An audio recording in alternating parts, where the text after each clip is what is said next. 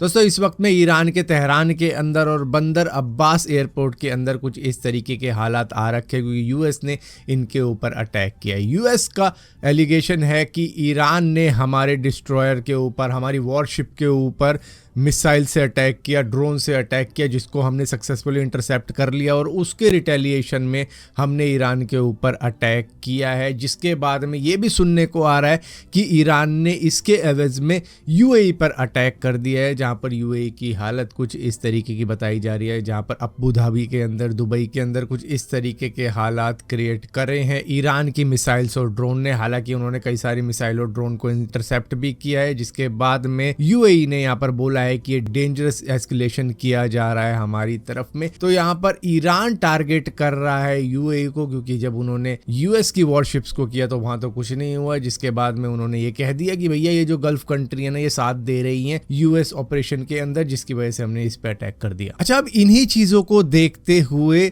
Gulf country का US के ऊपर से विश्वास धीरे धीरे टूटता चला जा रहा है, जिसकी वजह से जो यूएस ने प्रोजेक्ट फ्रीडम लॉन्च किया था कि ये जो स्टेट ऑफ हॉर्मूज है वहां से अमेरिकन नेवी कमर्शियल शिप्स को एस्कॉर्ट करके निकालेगी ताकि ऑयल टैंकर को सेफली कंट्रीज में भेजा जा सके। अब यहाँ पर सऊदी अरेबिया, कुवैत ने इस ऑपरेशन के ऊपर पॉज लगा दिया है कि भैया हमें नहीं करना है यूएस के साथ में ये कोई ऑपरेशन। इसी के साथ साथ उन्होंने अपने एयरबेस, एयर स्पेस तक को रिस्ट्रिक्ट कर दिया है यूएस के लिए, क्योंकि उनको अब ये डर है कि भैया ईरान इन्हीं चीज़ों को देखते हुए रिटेलिएशन कर रहा है और ऊपर से यूएस कोई भी मतलब सपोर्ट नहीं कर रहा है, कोई भी इन अटैक्स को रोक नहीं पा रहा है जो कि इन गल्फ कंट्रीज के ऊपर आ रहा है, जिसकी वजह से अब यूएस को इन्होंने एक तरीके से साइडलाइन कर दिया है कि नहीं भाई तुम आपस में ही करते रहो, हमारे को तुम सेफ्टी प्रोवाइड कर नहीं पा रहे हो, जिसकी वजह से अब हम तुम्हारे साथ नहीं है इस तरीके के कामों के अंदर, जिससे कि ईरान हम पर अटैक करे। और ये सारा काम पता है कब हो रहा है? जब सीज फायर चल रहा है यूएस और ईरान के बीच में। दोस्तों एप्पल एक रेवोल्यूशनरी काम करने जा रहा है इंडिया के अंदर 100 करोड़ रुपए की इन्वेस्टमेंट करके। दरअसल ये रिन्यूएबल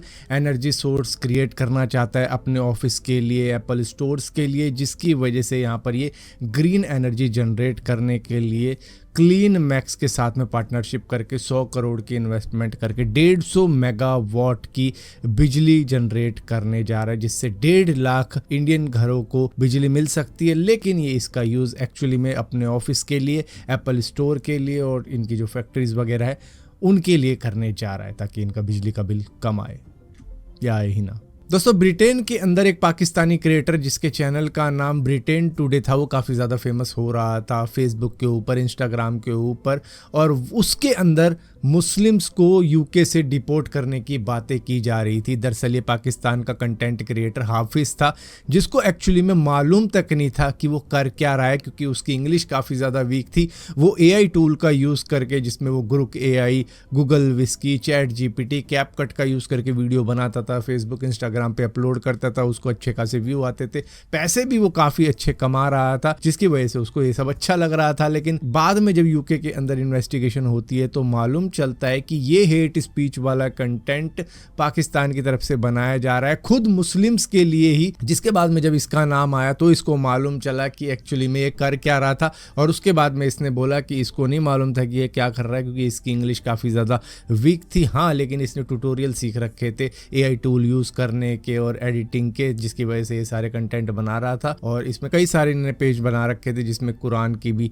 टीचिंग ये देता था, इस्लामिक टीचिंग भी ये देता था, और कई सारी फोटोज़ के भी चैनल इसने बना रखे थे। जिसके बाद में जब एक चैनल इसका काफ़ी ज़्यादा फेमस हो जाता है, ब्रिटेन टुडे, तो इसके ऊपर इन्वेस्टिगेशन बैठ जाती है कि ये एंटी मुस्लिम पोस्ट डाल कौन रहा है। जिसके बाद में जब इसको पकड़ा जाता है तो मालूम चलता है इसे तो इंग्लिश ही नहीं आती। दोस्तों चाइना से एक वीडियो सामने निकल कर आ रही है, जहां पर स्कूल का एक स्पोर्ट्स सेरेमनी चल रही थी, जहां पर ह्यूमनॉइड रोबोट की डांस परफॉर्मेंस थी, उसके अंदर कुछ मार्शल आर्ट के मूव्स भी थे। यहाँ पर ज़्यादातर स्टूडेंट स्टेज पर थे जो कि वहाँ पर परफॉर्म कर रहे थे, और उसी बीच में ये रोबोट अपना बैलेंस खो देता है और कुछ इस तरीके से अपने हाथ पांव स्विंग करने लग जाता है, जिसको देख के वहाँ पर स्टूडेंट्स काफ़ी ज़्यादा हक्के बक्के रह जाते जाते हैं, एक फीमेल डांसर की तरफ पे भी ये चला जाता है और एक किक घुमाता भी है जहाँ पर अच्छा हुआ उसको नहीं लगी, वरना काफ़ी तेज़ी से स्विंग कर रहा होता है, जिसके बाद में इसका कंट्रोलर इसको पकड़ने के लिए आता है और किसी तरीके से कंट्रोल किया जाता है। यहाँ पर बताया जा रहा है कि इसका जो सेंसर था वो माल फंक्शन कर जाता है, जिसकी वजह से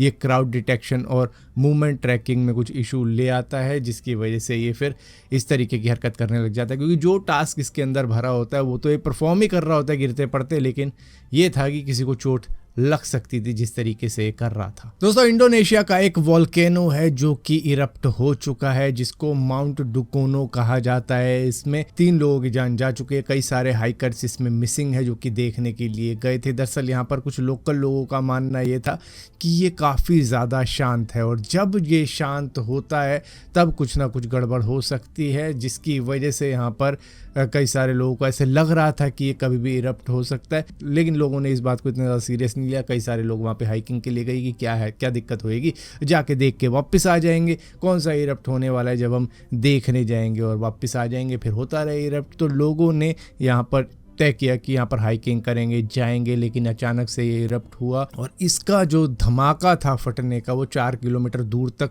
लोगों को सुनाई दिया और ये आसमान तक गया है, इसका जो धुआं निकला है इसमें से। दोस्तों, जब भी पब्लिक प्रॉपर्टी को लोग खाली देखते हैं कि यहाँ पर तो कोई हमें देख ही नहीं रहा, उनको ऐसा लगता है कि ये उनके फादर साहब की प्रॉपर्टी है, इसके साथ में वो कुछ भी कर सकते हैं। जहाँ पर एक वीडियो वायरल हो रही है, यहाँ पर इंडियन रेलवे की जो ट्रेन है उसके साथ में कुछ इस तरीके की हरकत करते हुए नज़र आ रहे हैं ये लड़के और अपनी वीडियो भी बना रहे हैं। इनको लग रहा है बहुत महान कोई काम कर रहे हैं, ट्रेन की सीटें फाड़ रहे हैं, उसके पाइपों को उखाड़ने की कोशिश कर रहे हैं। यहाँ पर वो हर वो चीज़ करने की कोशिश कर रहे हैं जिसमें कि वो ट्रेन को ज़्यादा से ज़्यादा नुकसान पहुँचा सके और उसको करते वक्त ये काफ़ी ज़्यादा खुश भी हो रहे हैं कि न जाने ये कौन सी प्राउड चीज़ कर रहे हैं, कोई महान चीज़ कर रहे हैं जिसको ये अपलोड भी कर चुके हैं इंटरनेट के ऊपर, जो कि वीडियो वायरल भी हो रही है।